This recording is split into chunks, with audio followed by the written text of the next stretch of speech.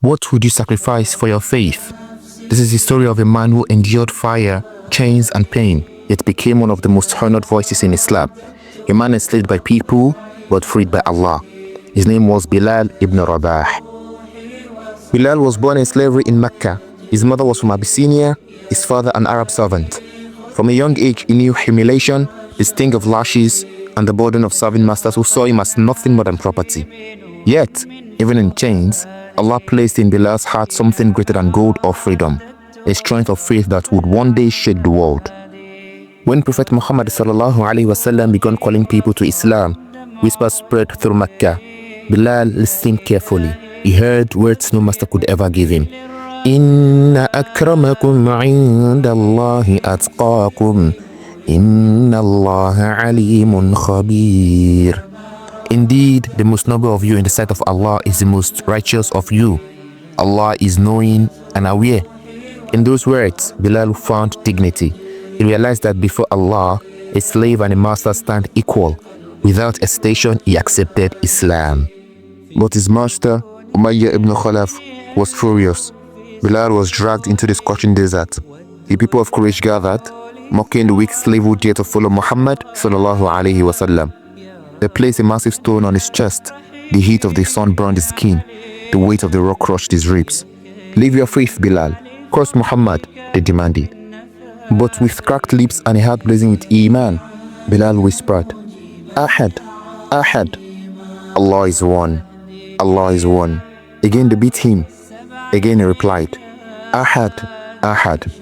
Every strike was met not with surrender, but with strength. Even the enemies of Islam stood in awe. What is it that keeps this man unbroken? It was then that Abu Bakr radiallahu anhu, the close companion of Prophet Muhammad sallallahu alaihi wasallam, stepped forward.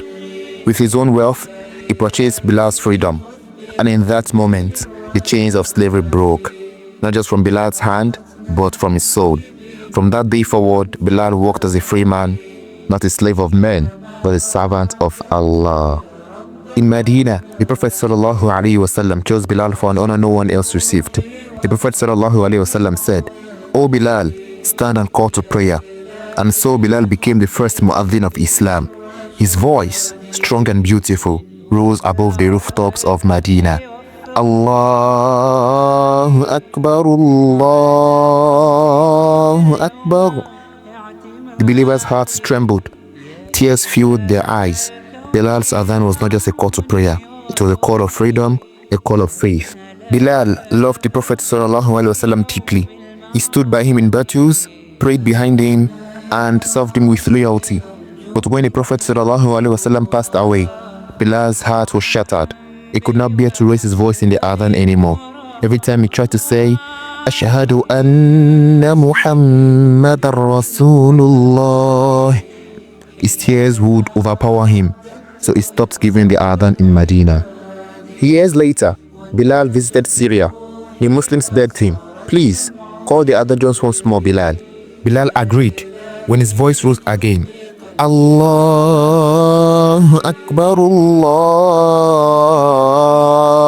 Akbar.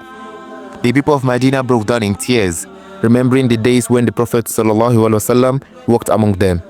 It was said that there was no day in Medina more sorrowful after the Prophet's death than the day Bilal gave his final adhan. From the chains of slavery to the honor of paradise, this is the story of Bilal ibn Rabah radiyallahu anhu, the man who cried, Ahad, Ahad, as stones crushed his body. The man whose voice became the cord that still wakes hearts for prayer. True freedom is not found in wealth or status. True freedom lies only in faith in Allah. Subhanallah. The story of Bilal radiallahu anhu reminds us that true honor lies in faith and patience.